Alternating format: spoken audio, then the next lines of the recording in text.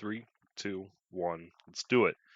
All right, everyone. Welcome to our Week 10 I Was Wasted Wednesday. Had a little bit too much fun getting on the games with Grim last night. Yeah, priorities. But hey, I was able to set a decent waiver wire, so I'll take that. Welcome to the revenge stretch. We're on revenge week 1.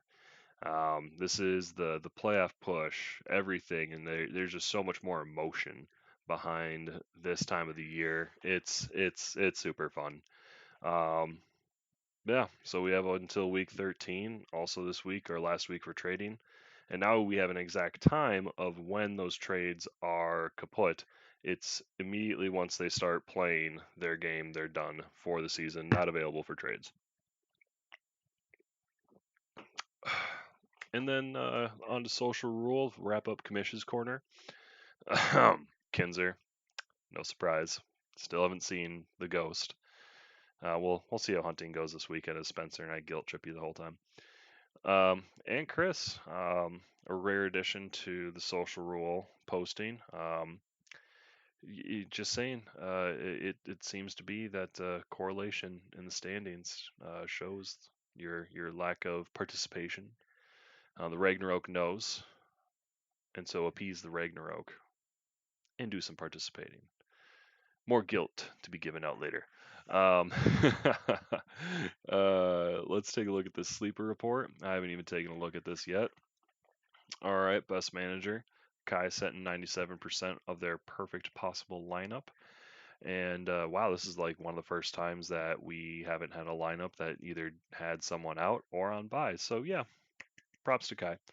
Man, I really hate the algorithm in sleeper for worst manager because Will still won, and it was one player. The rest of his players did his thing. He almost knocked 150 at 142. Maybe I should just choose my own from now on.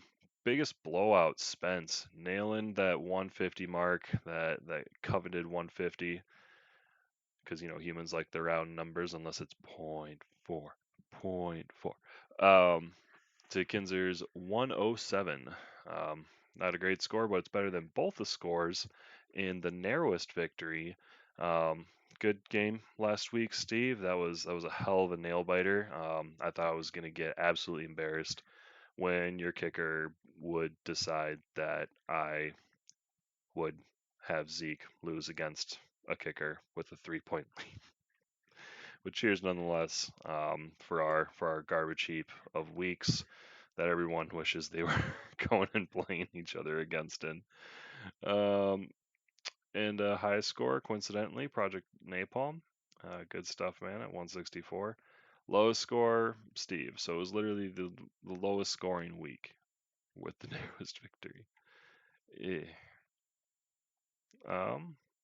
And well, that goes along with below expectation. I missed my projections by 33%. Was going to be at 147. I was drooling over that.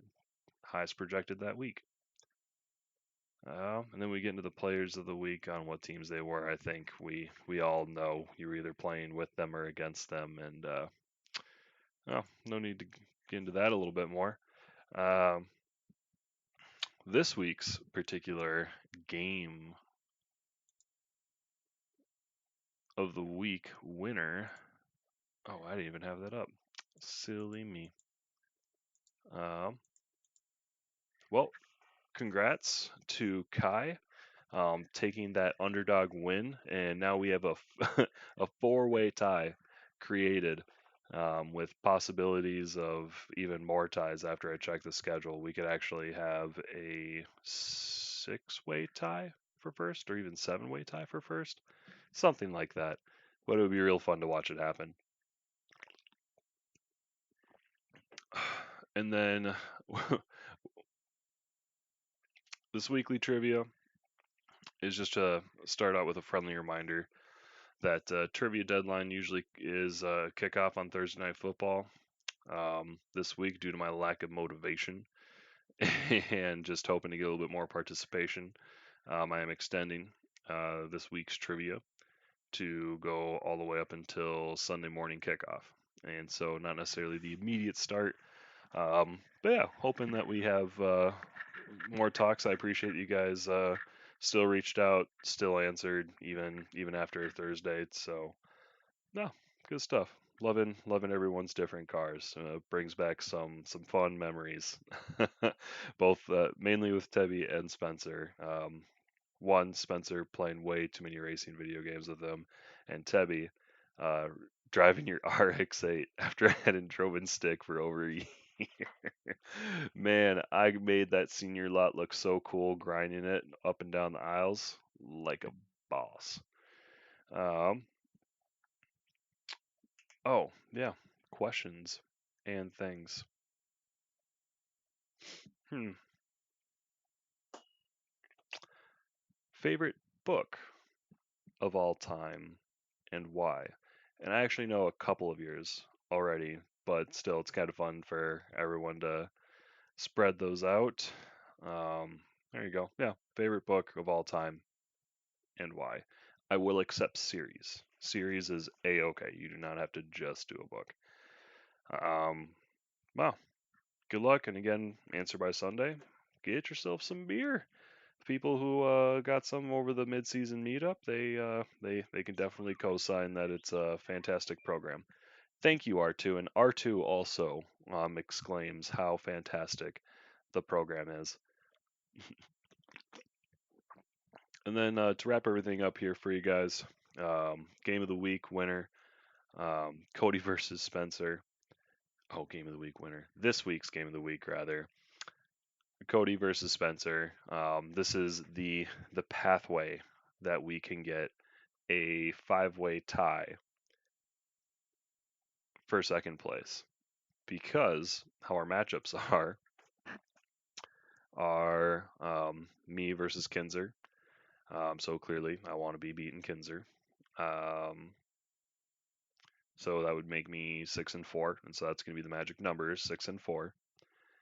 Cody is going up against Spence. Spence is 6-3. Cody is 5-4. So with a Cody win, both 6-4.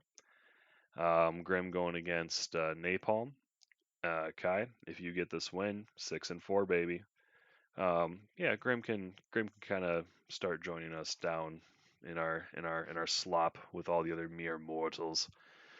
Um, and last but not least, Tabby going against Grish. Grish's nemesis. It was really close to not make that game of the week because I know the amount of revenge that you two have on each other. I always kind of purposely want to make sure every single year you two are play each other twice. I know Will would hate me for that. Tabby might love me for it. Who knows?